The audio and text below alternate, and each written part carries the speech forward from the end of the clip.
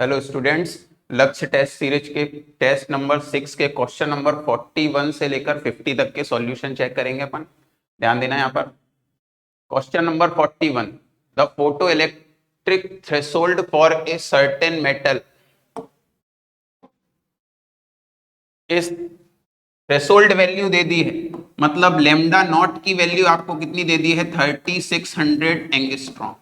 आगे ध्यान दे, the maximum energy of the ejected photo electron by radiation, maximum energy के लिए वेवलेंथ कितनी दे दी है आपको 2000 एंगस्ट्रॉम।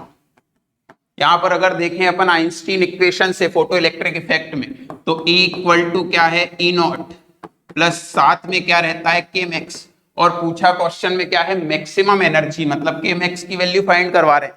और यहां पर अगर देखें तो अपने पास क्या है 12400 upon lambda equal to 12400 upon lambda naught plus क्या है K मैक्स। वैल्यू पुट कर लेते हैं। यहां पर अपन जैसे ही वैल्यू रखें 2000 और यहां पर कितना रखें 3600 प्लस K मैक्स। बहुत इजी क्वेश्चन हो गया। यहां से वैल्यू अपन सॉल्व करके कैंसिल करना चालू करें तो 20 से कितना आंसर आएगा 6.2। यहां से अगर देखें तो अपन सॉल्व करते टाइम 36 से अप्रोक्स 36 इंटू 3 मतलब 108, मतलब अप्रोक्स में अपना आंसर आ जाएगा 3.34।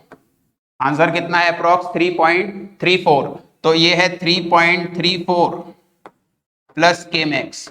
अब अपन इनको दोनों को माइनस करके देख लें, सब्सट्रैक्ट करके, तो वैल्यू है 6.2 माइनस 3.34 के समथिंग, मतलब अप्रोक्स में आंसर चेक कर लें तो आंसर अपने पास ये पॉसिबल नहीं है, ये पॉसिबल नहीं है, ये और ये, मतलब अगर दोनों को माइनस कर लें तो अपने पास अप्रोक्स आंसर कितना आ रहा है 2.76 इलेक्ट्रॉन वोल्ट। आंसर क्या है बी। ध्यान देना, आइंस्टीन इक्वेशन बहुत इंपॉर्टेंट है, इसके वेरिएबल्स चेक करना। एक फ्रीक्वेंसी का आता है H nu equal to H nu naught plus K max, और एक आता है वेवलेंथ का वेरिएबल। ध्यान देना इसमें।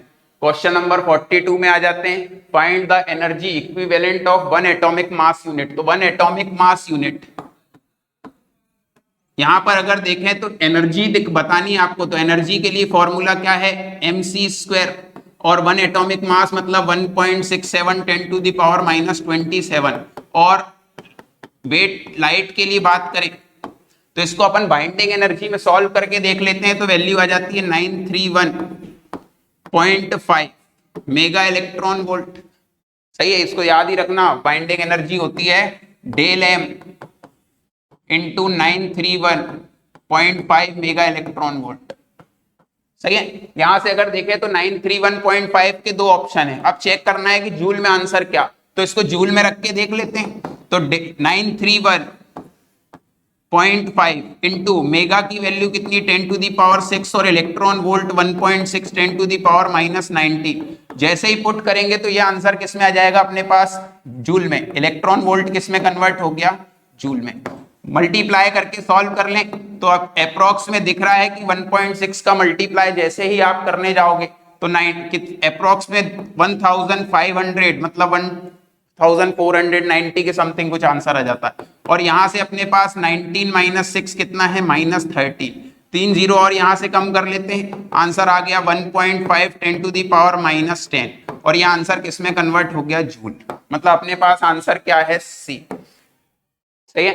नेक्स्ट क्वेश्चन 43 में बोल रहा है 3 charges -q + q - q are placed at equal distance along a straight line. मतलब उन्होंने 3 चार्जेस दे दिए अपने को, एक -q, एक सेंटर पे q, और ये क्या है -q। आगे बोला है the total potential energy of the system is equal to 0। मतलब अगर सिस्टम की एनर्जी लिखें तो पोटेंशियल एनर्जी जितने पॉसिबल कॉम्बिनेशंस हैं उनकी वजह से आती है। कितने कॉम्बिनेशन, एक ये है, एक ये है, और एक इनके टोटल डिस्टेंस के बीच में है। तो अगर ये डिस्टेंस अपन टोटल वाली डिस्टेंस r ले लें तो साइड डिस्टेंस कितनी है r/2 और r/2। तीनों के लिए ऐड कर लेते हैं। फॉर्मूला क्या है k q1 q2 upon r। तीनों के लिए देखते हैं। सबसे पहले देखते हैं q - q के लिए। तो फर्स्ट है k q into -q divided by r/2। यहां पर सेकेंड कॉम्बिनेशन देखते हैं अपन q और -q के लिए। फिर वही k q multiplied by -q और साथ में क्या है r/2।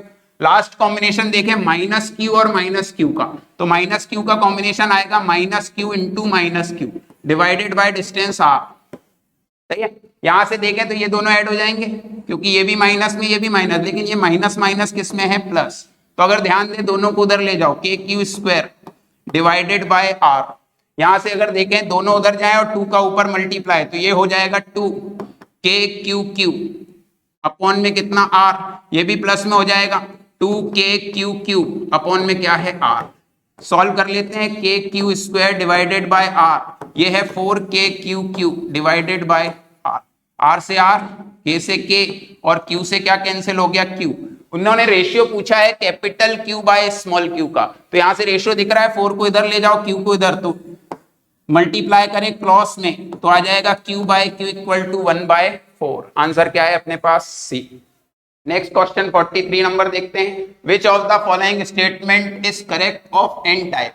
एन टाइप और पी टाइप दो टाइप के बोल सकते हैं इम्प्योर सेमीकंडक्टर है। डिफरेंस क्या है, एन टाइप कब बनता है, when germanium and silicon react with pentavalent. Pentavalent मतलब जैसे अपन बात करें नाइट्रोजन फैमिली एक्सेप्ट नाइट्रोजन, तो यहां पर कौन आ गया, फास्फोरस। जैसे जर्मेनियम वैलेंसी कितनी है अपने पास, 4, फास्फोरस के पास कितने इलेक्ट्रॉन है एक्सटर्नली, 5।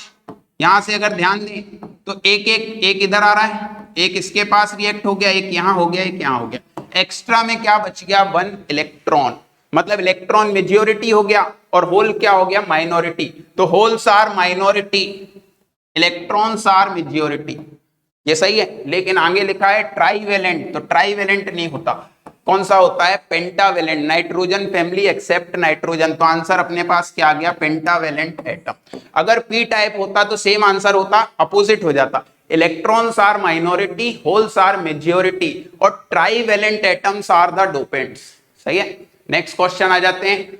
गेट की बात हो रही है, बहुत इंपॉर्टेंट टॉपिक है, गेट ध्यान देना है आपको। सबसे पहले आपको यह ध्यान देना है कि ऑलमोस्ट एंड गेट छोड़कर जितने भी गेट है उसके 2 इनपुट होते हैं। कितने इनपुट होते हैं, 2। सिर्फ एक एंड गेट ऐसा है जिसका केवल एक इनपुट होता है। तो जैसे यहां पर अगर देखें अपन, कभी ये गेट बनाए, ये है एंड, आगे लगाया नॉट, तो क्या बन गया, नेंड।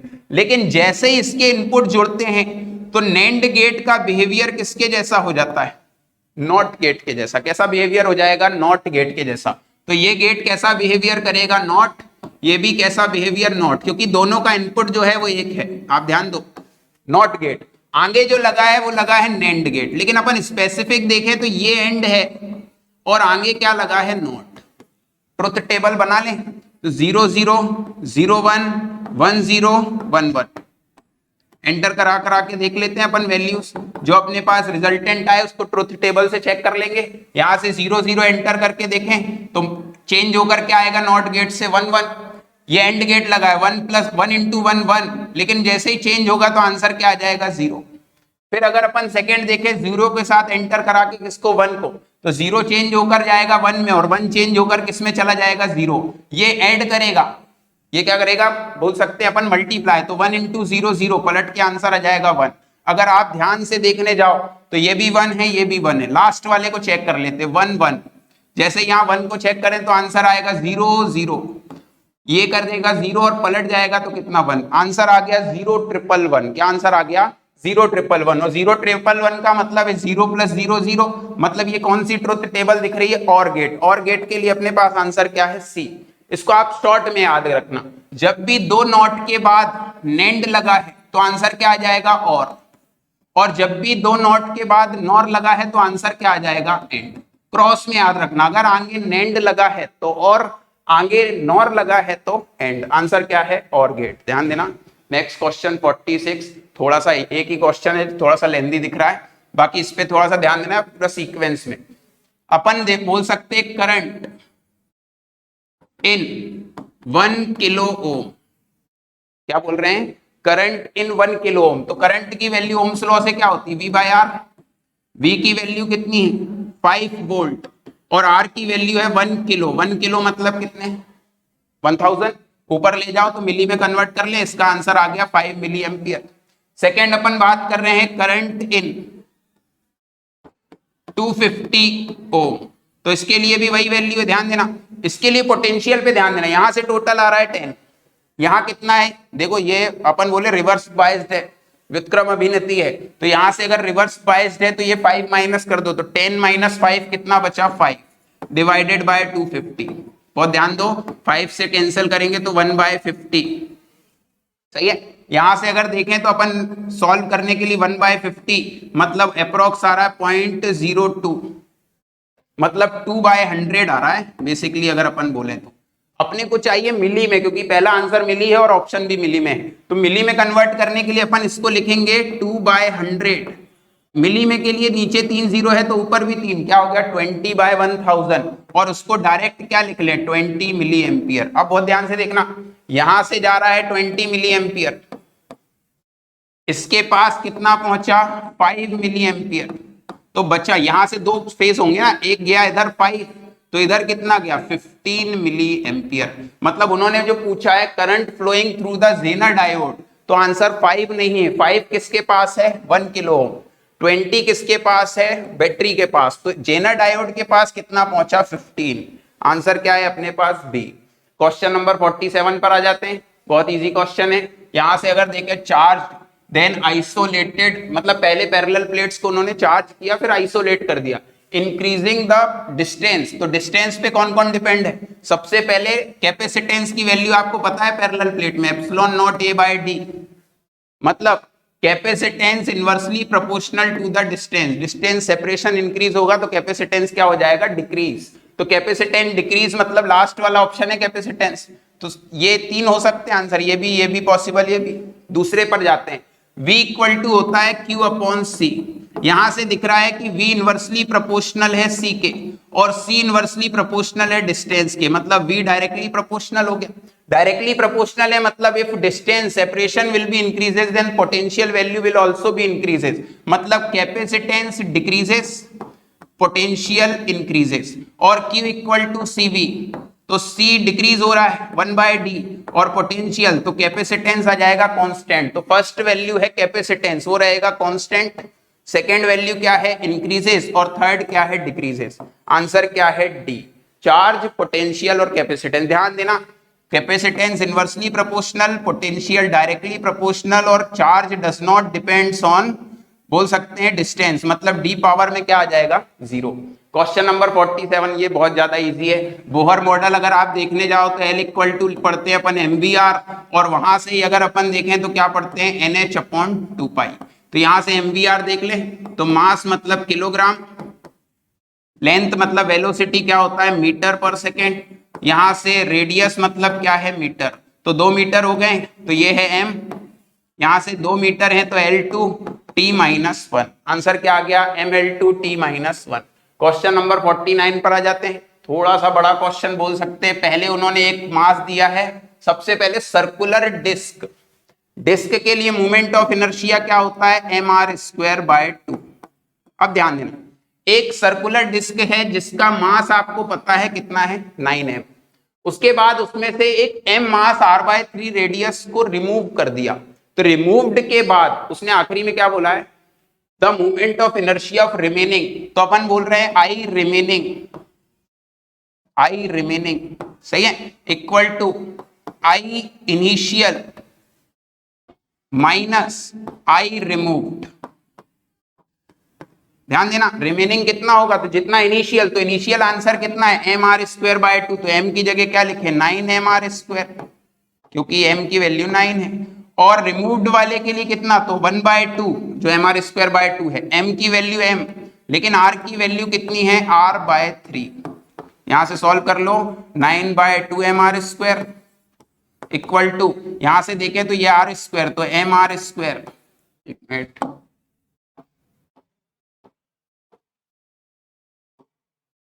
यहां से ध्यान देना ये माइनस है, ठीक है, और mr²/3 का स्क्वायर 9 इंटू 2 कितना आएगा 18। इसी के आगे सॉल्व कर लेते हैं, यहां से आई रिमेनिंग का आंसर कितना है तो एलसीएम कितना आ जाएगा 18, यहां से 9 टाइम तो 9 इंटू 9 कितना आएगा 81 mr² माइनस 18 इंटू 18 मतलब 80 डिवाइडेड बाई 18 1 आ जाएगा, तो आंसर क्या है mr², तो 81 माइनस 1 कितना आ गया 80 mr²।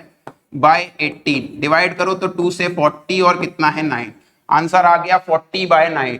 इसमें आप एक थोड़ा सा ध्यान देना, अगर वो क्वेश्चन में आपको स्पेशली मेंशन कर दें स्मॉल जो डिस्क रिमूव करी है तो अपन उसके लिए मास लेकर सॉल्व कर सकते हैं, लेकिन अगर उसका मास नहीं दिया तो पहले वो निकालेंगे। ऐसा एक क्वेश्चन और आता है जिसका आंसर 4mr² आएगा, उसको थोड़ा सा ध्यान देना। क्वेश्चन नंबर 50 पर आ जाते हैं।